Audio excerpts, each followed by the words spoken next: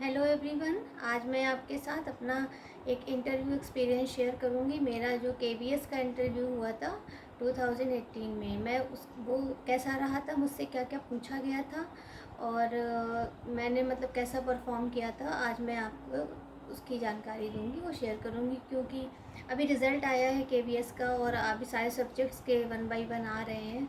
तो I think कि जिन लोगों ने पहले इंटरव्यू दिए हैं, हो सकता है उनके एक्सपीरियंस से थोड़ी बहुत हेल्प हो जाए जो अभी कैंडिडेट्स इंटरव्यू देंगे उनकी। तो मेरा मेरा जो इंटरव्यू था, मैंने 2018 में रिटन क्वालिफाई किया था। रिज़ल्ट आया था और जो इंटरव्यू था वो फरवरी में था 2019 में। मुझे एग्जैक्ट डेट नहीं याद है, बट आई थिंक 6 या 8 फरवरी ऐसे ही कुछ था, उस डेट को मेरा इंटरव्यू था। और मेरा जो इंटरव्यू था वो आईआईटी पवई में, मुंबई में था।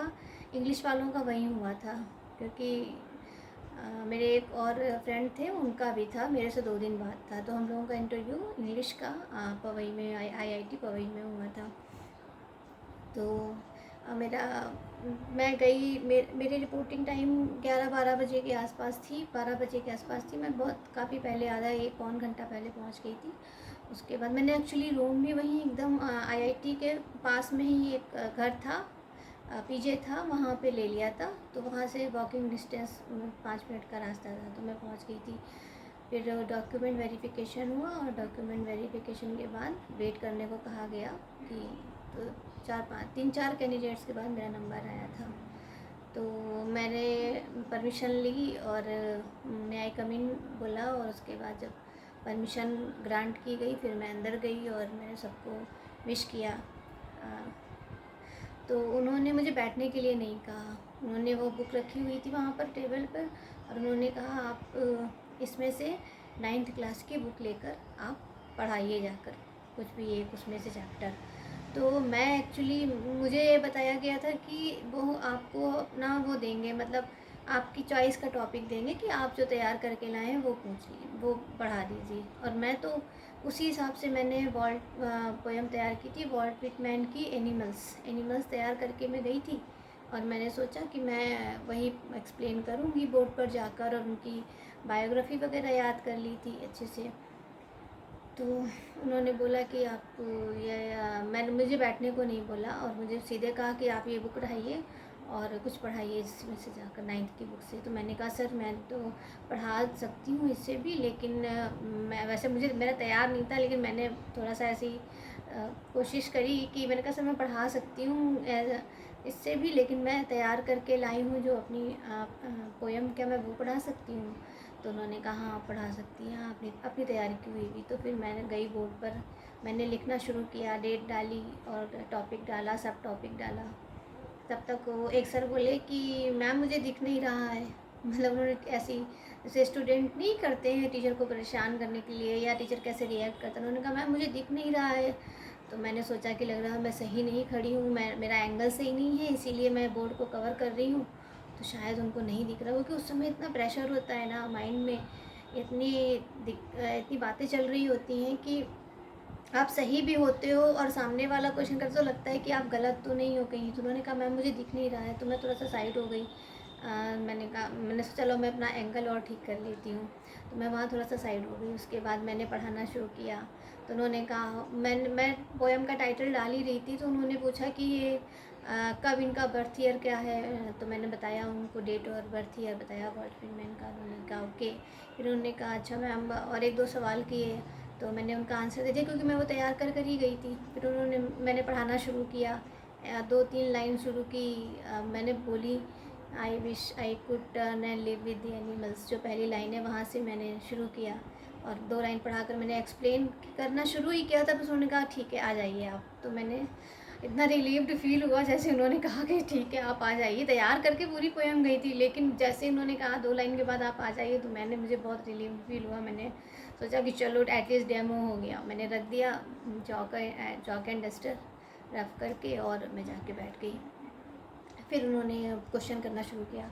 तो मुझे एग्जैक्ट सीक्वेंस अभी नहीं याद है क्योंकि काफ़ी टाइम हो गया है, 2019 की बात है ये और अभी 26 चल रहा है, तो मैं भूल गई हूँ। लेकिन मैं याद करी हूँ जो जो क्वेश्चन मुझसे पूछे गए थे, एग्जैक्ट सीक्वेंस नहीं लेकिन मुझे क्वेश्चंस याद है जो उन्होंने पूछे थे। तो उन्होंने मुझसे पहले पूछा कि एक उन्होंने साउंड निकाला और उनमें से पैनल में कोई एक थे, उन्होंने साउंड निकाला और बोला कि ये आप बताइए कि ये कौन सा फिगर ऑफ स्पीच है। तो मैंने उनको बताया ओनोमेटोपोइया। तो उन्होंने कहा कि अच्छा इसकी स्पेलिंग लिख कर दिखाइए। तो मैंने स्पेलिंग लिख कर दिखाई, मगर मुझे अभी ये नहीं याद है कि मैंने सही लिखी थी कि नहीं लिखी थी, क्योंकि उसकी स्पेलिंग थोड़ी सी ट्रिकी है। तो मैंने वो लिख कर दिया। बोले अच्छा मेरा इंग्लिश लैंग्वेज लिंग्विस्टिक से एमए है, तो उसमें जब आप इससे एमए करते हो तो फ़ोनेटिक और लिंग्विस्टिक भी वो पढ़ना होता है, मतलब आपके सिलेबस में मेन होता ही है। जो लोग इंग्लिश लैंग्वेज से पोस्ट ग्रेजुएशन या ग्रेजुएशन करते हैं उनका जो एक्सपर्टीज या स्पेशलाइजेशन होता है वो फ़ोनेटिक्स एंड लिंग्विस्टिक ही होता है, लिटरेचर उतना नहीं होता है। तो उन्होंने कहा आप इंग्लिश लैंग्वेज से एमए हैं तो आप मुझे फ़ोनेटिक ट्रांसक्रिप्शन करके दिखाइए एक वर्ड का तो उन्होंने वो वर्ड दिया और मैंने उसका फ़ोनेटिक ट्रांसक्रिप्शन, मैं इसके लिए बिल्कुल मेंटली प्रिपेयर नहीं थी कि मुझे लगा इतने साल पहले किया हुआ पीजी है तो इसके बारे में शायद वो नहीं पूछेंगे। लेकिन मैंने सोचा भी नहीं था इवन कि मैं एक बार फ़ोनेटिक अल्फ़ाबेट को फिर से देख लूँ कि कौन से लेटर से, कौन से डिप्थोंग से या कौन से कॉन्सोनेंट से कौन सा वर्ड बनता है, एक बार रिवाइज़ कर लूँ एटलीस्ट। क्योंकि जो नॉर्मल अल्फ़ाबेट होती है और जो फ़ोनेटिक अल्फ़ाबेट होती है उसमें डिफरेंस होता है। तो मैं वो प्रैक्टिस करके नहीं गई थी, वो मेरी गलती थी। क्योंकि आपको ये ध्यान रखना है कि आपके एकेडमिक्स में जो कुछ भी रहा है आपने पढ़ा है, भले ही आपने किसी और युग में त्रेता या द्वापर में पढ़ा हो, लेकिन वो आपसे वो पूछ सकते हैं, उसमें आपको इसके लिए प्रिपेयर होकर जाना है।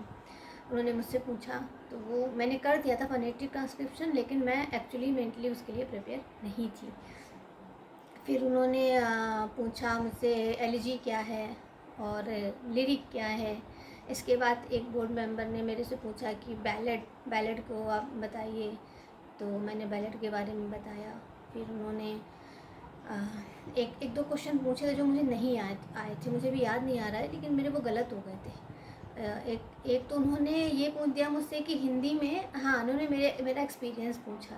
तो मैंने बताया मैंने केबी में as a spoken English teacher और as PGT political science work किया है।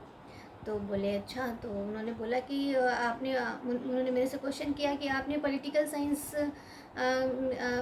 के रूप में काम किया है एज अ पीजीटी, आपने इंग्लिश पीजीटी के पोस्ट पर तो काम नहीं किया है, एक्सपीरियंस तो आपका पॉलिटिकल साइंस का है। तो मैंने उनको बोला कि सर मैंने 1 साल स्पोकन इंग्लिश भी पढ़ाया है प्राइमरी में, तो ऐसा नहीं है कि मैंने इंग्लिश पढ़ाई ही नहीं है।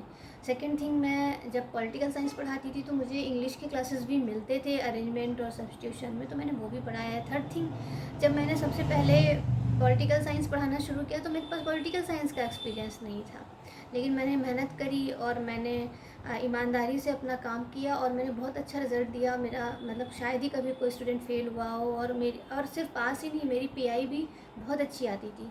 तो मैंने उनको ये बताया कि सर मैंने जब पॉलिटिकल साइंस पढ़ाना शुरू किया केवीएस में तो मेरे पास उसका भी एक्सपीरियंस नहीं था, लेकिन उन्होंने मेरे पर विश्वास किया और मैंने उस पर खरा उतरने की कोशिश करी। तो अगर अब मुझे ये चांस मिलता है तो मैं इंग्लिश भी उतनी ही ईमानदारी और निष्ठा से पढ़ाने की कोशिश करूँगी, मैंने उनको ये बताया। फिर उन्होंने, मैं इंग्लिश में, अभी मैं हिंदी में बता रही हूँ लेकिन वो इंग्लिश में ही पूरा इंटरव्यू था। फिर उन्होंने कहा कि अच्छा, तो और उन्होंने एक दो क्वेश्चन, हाँ उन्होंने कहा अच्छा आपने प्राइमरी में पढ़ाया है तो आपने कैसे पढ़ाया है स्पोकन इंग्लिश प्राइमरी में। तो मैंने उनको बताया कि सर मैं, क्योंकि छोटे बच्चे होते थे तो मैं उनको कौन से डेली यूज़ सेंटेंसेस हैं जो वो क्लास में बोलते हैं, जो वो अपने घर में बोलते हैं, जो वो टीचर से कहते हैं, चाहे नोटबुक चेक करवानी हो या उन्हें वॉशरूम जाना हो या उन्हें ब्रेक चाहिए हो, कुछ भी, मतलब या वो होमवर्क नहीं करके लाए हैं, या वो अपने फ्रेंड्स में आपस में कैसे बात करते हैं, एटिकेट वर्ड्स क्या होते हैं, सेंटेंसेस कैसे बोले जाते हैं, गुड मैनर वर्ड्स कैसे होते हैं, जो बच्चों के लेवल की चीज़ें हैं। मैंने उनको बताया कि मैंने इन्हें कैटेगराइज करके बच्चों को इनसे रिलेटेड सेंटेंसेस सिखाए, छोटे छोटे सेंटेंस फ्रेम करना सिखाया और उनकी प्रैक्टिस करवाई। मैंने इस तरह से स्पोकन इंग्लिश बच्चों को पढ़ाया था, मैंने ये आंसर दिया उनको। तो उन्होंने कहा कि अच्छा बताइए हिंदी वर्णमाला में कितने अक्षर होते हैं। और मैंने गलत बताया, मुझे उस समय याद ही नहीं आ रहा था। मैं हिंदी के लिए मैं सोच के ही नहीं गई थी और मैंने चेक भी नहीं किया था। कभी कभी होता ना, बिल्कुल छोटी सी चीज़, इवन अगर आप अपने बारे में बहुत अच्छी तरीके जानते हैं, उसमें आपको कुछ याद तो नहीं करना है कि मैं कौन हूँ, मैं कहाँ से आई हूँ, मेरा नाम क्या है, मेरा शहर क्या है, ये आपको पता तो नहीं करना होगा ना, ये पता होता है। मगर जब कोई कह देता है कि अपने आप को इंट्रोड्यूस करिए, तो वही सब बताना है, लेकिन हम अटक जाते हैं ना। हम सोचने लगते हैं कि अरे कैसे बोलेंगे, क्या बोलेंगे वो पता होता है, मगर कैसे बोलेंगे। तो वो जब उन्होंने हिंदी वाला क्वेश्चन किया तो मैं उसके लिए बिल्कुल प्रिपेयर नहीं थी। तो भले ही वो बिल्कुल सिंपल सा क्वेश्चन था, लेकिन मैंने वो गलत बताया। मैंने वो क्वेश्चन गलत बताया, मेरा फोनेटिक ट्रांसक्रिप्शन भी गलत हुआ था, क्योंकि मैं उसके लिए प्रिपेयर कर नहीं गई थी। और 2-3 क्वेश्चन और मेरे गलत हुए थे, वो मुझे भी मैं याद करने की कोशिश कर रही हूँ। तो उन्होंने कहा कि मेरा वो आंसर गलत हो गया। बोले ये तो आप गलत बता रही हैं। मैंने सॉरी बोला।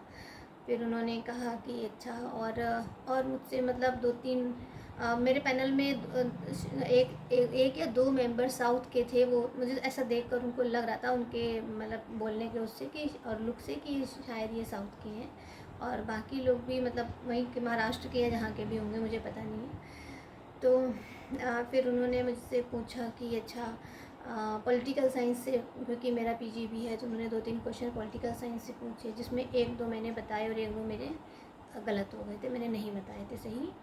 फिर उन्होंने कहा कि अच्छा मतलब ग्रामर से कुछ ट्रांसलेट करने को बोला था, कोई सेंटेंस दिया था, तो मैंने उसको ट्रांसलेट किया। फिर उन्होंने बोला कि अब मतलब कैसे पढ़ाएंगी 9th-10th के बच्चों को। तो मैंने बताया कि मैं मतलब सिंप्लीफाई करके जो भी चीज़ें होंगी, जो डिफ़िकल्ट टॉपिक्स होंगे, मतलब उसको ऐसा नहीं कि उसका जो कंटेंट है वो कम कर दूँगी, या चैप्टर से डिफ़िकल्ट चीज़ें मैं हाइड करके नहीं, मैं उसको सिंपल से शब्दों में जैसे समझ में आए स्टूडेंट्स को, मैं कोशिश करूँगी। वही डिप्लोमेटिक आंसर आप सब लोग जानते हैं कि इंटरव्यू में आपको डिप्लोमेटिक आंसर देने हैं। क्लास देखिए, इंटरव्यू में जो हम बोलते हैं ना, और क्लासरूम में जब हम पढ़ाते हैं, बिल्कुल डिफरेंट होता है। प्रैक्टिकल लाइफ और प्रैक्टिकल टीचिंग बिल्कुल अलग है, और आइडियल स्टेटमेंट्स बिल्कुल अलग होते हैं। लेकिन आपको इंटरव्यू में आइडियल स्टेटमेंट्स देने हैं, क्योंकि मैंने एक बहुत बड़ी गलती करी थी सच बोलकर, और वो मैंने नवोदय के इंटरव्यू में बोला था। मैं आपको बताऊंगी कभी अगले वीडियो में। मेरा नवोदय का भी इंटरव्यू हुआ था, रिटर्न क्वालिफाई हो गया था, लेकिन मैंने एक सच बोल दिया, दिमाग नहीं उस समय लगाया कि थोड़ा सा करेक्ट, जिसे कहते नहीं पॉलिटिकली करेक्ट होना, तो थोड़ा सा ऐसे आंसर दे दें, और मैं उस वजह से बाहर हो गई थी। मैं पूरा इंटरव्यू शेयर करूँगी कभी आपके साथ में। तो मैंने मतलब यही, उन्होंने कैसे पढ़ाएंगी, तो मैंने बताया ऐसे करेंगे वैसे करेंगे। फिर उन्होंने और 2-4 क्वेश्चन मुझसे टीचिंग के बारे में पूछे कि कैसे क्लास मैनेज करेंगी, वही जो कॉमन से क्वेश्चन होते हैं, क्लास कैसे मैनेज करेंगी, और नोटोरियस स्टूडेंट को कैसे हैंडल करेंगी, वो सब। तो मैंने उसके आंसर दिए, सर मैं ऐसे करूँगी। मैंने कहा हाँ, मतलब मुझे बीके शिवानी का एक कोटेशन है, वो मुझे बहुत अच्छा लगता है, every soul needs acceptance, approval and appreciation. तो मैंने वही उनको बोला कि सर हर बच्चे को, सबको चाहिए होता है कि उसकी छोटी सी भी प्रोग्रेस को हाईलाइट किया जाए, उसको अप्रिशिएट किया जाए। तो मैंने ऐसे उनको आंसर दिया। तो मतलब मेरा इंटरव्यू ठीक ठीक था। मैं सेटिस्फाइड नहीं थी, मैं बिल्कुल सेटिस्फाइड, मुझे लगा था कि मेरा इंटरव्यू अच्छा नहीं हुआ है। मेरे कम से कम मुझे लग रहा था कि मुझे 60 में 30 मार्क्स मिलेंगे, मुझे ऐसा लग रहा था। और एक चीज़ मैं आपको और बताना चाहूँगी, कई बार हम इंटरव्यू बोर्ड को और अपने इंटरव्यू से जो समझते हैं कि अच्छा नहीं हुआ है, या उनका रिएक्शन अच्छा नहीं है, वो अपोजिट होता है। मेरा नवोदय का इंटरव्यू बहुत अच्छा हुआ, और मैंने आंसर भी ज़्यादातर सही दिए थे, और मुझे उनके रिएक्शन भी बहुत अच्छे मिल रहे थे। मतलब मुझे लग रहा था कि वो खुश हैं मेरे इंटरव्यू से, और मुझे मार्क्स बहुत ख़राब मिले। मेरा केवी का इंटरव्यू अच्छा नहीं हुआ था, मुझे उनके रिएक्शन भी अच्छे नहीं लगे थे, मुझे लगा था कि वो सेटिस्फाइड नहीं है, बट मुझे मार्क्स ठीक मिले। फिर भी मुझे 60 में 40 नंबर। अगर आप 2019 का रिज़ल्ट आया था, आप उसकी जो मार्क लिस्ट देखेंगे अभी तो उसमें अर्चना मिश्रा नाम है, तो उसमें मेरे रिटर्न के मार्क्स और इंटरव्यू मार्क्स दिए हुए हैं, और मुझे इंटरव्यू में 60 में 40 मार्क्स मिले हैं। तो ये मुझसे पूछा गया। मुझसे पहली बात उन्होंने मुझे कहा कि आप बुक लेकर पढ़ाइए, तो कोई एक चैप्टर। तो मैंने उनसे बोला कि सर मैं पढ़ा सकती हूँ, लेकिन मैंने अपनी एक पोयम तैयार करी, मैं वो पढ़ा दूँ। तो उन्होंने कहा जी ठीक है पढ़ा दीजिए। तो मैंने वॉल्ट व्हिटमैन के एनिमल्स को एक्सप्लेन किया, बहुत थोड़ा सा दो लाइन करी। तो उन्होंने उसके बाद मुझे बैठने को बोल दिया। और फिर उन्होंने मुझसे, क्योंकि मेरा लैंग्वेज से एमए था, तो उन्होंने मुझसे फोनेटिक्स और लिंग्विस्टिक्स के बारे में पूछा। और उसके उन्होंने मुझसे फॉर्म्स ऑफ लिटरेचर जैसे एलजी पूछा, बैलेट पूछा, ये सब 2-3 चीज़ें पूछी। और इसमें कुछ सही हुआ, कुछ गलत भी हुआ। और उसके बाद उन्होंने मुझसे हिंदी का क्वेश्चन किया, क्योंकि मैंने प्राइमरी में पढ़ाया था, तो उन्हें लगा कि प्राइमरी में पढ़ाया है तो कुछ चीज़ें सारे सब्जेक्ट्स की बेसिक आती होंगी, इसलिए उन्होंने मुझसे हिंदी का क्वेश्चन किया। और इसके अलावा उन्होंने मुझसे पॉलिटिकल साइंस का भी थोड़ा बहुत पूछा था। और इसके अलावा उन्होंने ये भी पूछा कि टीचिंग मेथड से कि आप 9th-10th में कैसे पढ़ाएंगे, ये कैसे करेंगे, कंट्रोल कैसे करेंगे, वही सब आंसर क्वेश्चन जो होते हैं। तो लगभग मेरा 15 से 20 मिनट इंटरव्यू चला था। और फोनेटिक ट्रांसक्रिप्शन कराया था उन्होंने। और एक वही मुझसे फिगर ऑफ स्पीच पूछा था, और उसकी स्पेलिंग लिखवाई थी, ग्रामर के कुछ ट्रांसलेशन करवाए थे। तो ये सारा मेरा इंटरव्यू था, जिसमें कुछ चीज़ें मैंने सही बताई थी, कुछ चीज़ें मेरी गलत भी हुई थी, क्योंकि मैं कुछ प्रेशर में भी आ गई थी, तो मेरे वो गलत हो गए थे आंसर्स। तो मैं सेटिस्फाइड नहीं थी, मुझे लगा था मेरा इंटरव्यू बहुत ख़राब हुआ है, बट मुझे 60 में 40 मार्क्स मिले थे। और ये मेरा एक्सपीरियंस था। इसके बाद मैं किसी अगले वीडियो में आपको अपना नवोदय का इंटरव्यू का एक्सपीरियंस भी शेयर करूँगी, और मैं आप बताऊँगी कि आपको क्या करना है और क्या नहीं करना है। क्योंकि मेरी बहुत अच्छी रैंक थी नवोदय में, बहुत अच्छे मार्क्स थे रिटर्न में, लेकिन एक केवी का तो मेरा अच्छा नहीं गया था इंटरव्यू, मैंने सारे आंसर सही नहीं दिए थे। लेकिन नवोदय का मेरा इंटरव्यू बहुत अच्छा गया था। लेकिन एक सच जो मैंने बोल दिया, जो मुझे नहीं बोलना था, उसने मुझे बाहर कर दिया। और उन्होंने मुझे केवल आधे मार्क्स दिए, 200 में 100 नंबर मुझे दिए थे। और अगर मेरा इंटरव्यू ख़राब होता तो मैं ऑनेस्टली बता देती, जैसे मेरा केवी का ख़राब हुआ था, मैं बता रही हूँ आपको, मेरा केवी का इंटरव्यू अच्छा नहीं हुआ था, लेकिन नवोदय का इंटरव्यू मेरा बहुत अच्छा हुआ था, मगर मुझे 200 में 100 नंबर मिले। तो बाद में मैंने पता करने की कोशिश करी कि क्या गलत हो सकता है। तो मैंने बहुत सारे इंटरव्यूज़ और ये एक्सपर्ट्स के वीडियोस देखे, तब मैंने फाइंड आउट किया कि अच्छा ये गलती मैंने करी है, इसलिए मुझे उन्होंने बाहर कर दिया रेस से। तो मैं नेक्स्ट वीडियो में कभी ये शेयर करूँगी। ये मेरा केवीएस का एक्सपीरियंस था। आई होप कि काम आएगा आपके। और बस आपको ये ध्यान रखना है कि जो आपका एकेडमिक्स है, जो आपके पीजी हैं, आप ये मत सोचें कि आप इंग्लिश के लिए जा रहे हैं तो सिर्फ इंग्लिश ही पूछेंगे। अगर आपने किसी और सब्जेक्ट से किया है तो वो भी पूछ सकते हैं। आपने कोई और सर्टिफिकेट, डिप्लोमा या कोर्स किया है तो वो पूछ सकते हैं। और इसके अलावा वो डेमो के लिए आपकी तैयार की हुई पोएम, और या वो अपनी तरफ से भी कह देते हैं। अगर उन्होंने जैसे कहा कि आप इस बुक से करिए, अगर मैं ये नहीं कहती कि मैंने तैयार किया हुआ है, मैं उनकी बुक, उसी बुक से ही कुछ पढ़ा देती, तो वो ज़्यादा अच्छा इम्प्रेशन होता, वो इम्प्रेशन और अच्छा होता है कि उन्होंने कहा। लेकिन जब मेरा तैयार ही नहीं था, तो मुझे उस समय तो ये दिखाना था ना कि मैं पढ़ा सकती हूँ, मुझे ये नहीं दिखाना था कि नहीं आप जो कहेंगे मैं वो पढ़ा लूँगी। क्योंकि डेमो के लिए तैयार करके गए थे, तो मैं बुक से कहीं से भी कैसे पढ़ा दूँगी। मैं इंग्लिश तो पढ़ा नहीं रही थी, मेरा एक्सपीरियंस तो पॉलिटिकल साइंस का था। लेकिन अगर बेटर रहता है कि अगर उन्होंने जो कहा है वो आप पढ़ा दें। तो आपको डेमो के लिए तैयार तो खुद से एक कर ही लेना है, लेकिन इसके लिए भी प्रिपेयर रहिए कि वो खुद से भी आपको बोल सकते हैं कि इससे ये वाला चैप्टर या ये वाला कुछ एक पढ़ाइए। और आपके जितना भी एकेडमिक्स से जुड़ा हुआ है, तो पेपर्स हैं या सब्जेक्ट्स हैं, वो भले ही आप किसी और सब्जेक्ट के लिए देने जा रहे हैं, लेकिन वो आपसे पूछ सकते हैं। ठीक है, तो आपको ऐसे मतलब ये चीज़ें ध्यान रखनी है। और इंग्लिश में बोलना है, हिंदी में अगर आप इंग्लिश के लिए इंटरव्यू दे रहे हैं तो हिंदी में बोलने की कोशिश ना करिएगा। वो ठीक है, वो मना नहीं करेंगे, कोई फांसी नहीं हो जाएगी अगर आप हिंदी बोल देंगे, लेकिन इम्प्रेशन अच्छा नहीं होता है। अगर आप इंग्लिश में पूरा इंटरव्यू देंगे तो वो बेटर रहेगा आपके ओवरऑल मार्किंग के लिए। और सब चीज़ें रिवाइज़ करके जाइए, कोशिश करिए कि ज़्यादातर आंसर आपके सही हों, सही देने की कोशिश करिए। और प्रेशर में नहीं आइए, क्योंकि साइकोलॉजिस्ट भी बैठे होते हैं, तो वो देख लेते हैं कि आप कैसे प्रेशर को टैकल कर रही हैं। और होता ही है थोड़ा बहुत, मैं तो आ गई थी और पता नहीं बहुत सारे लोग आ जाते हैं अंडर प्रेशर, वो माहौल ही ऐसा होता है।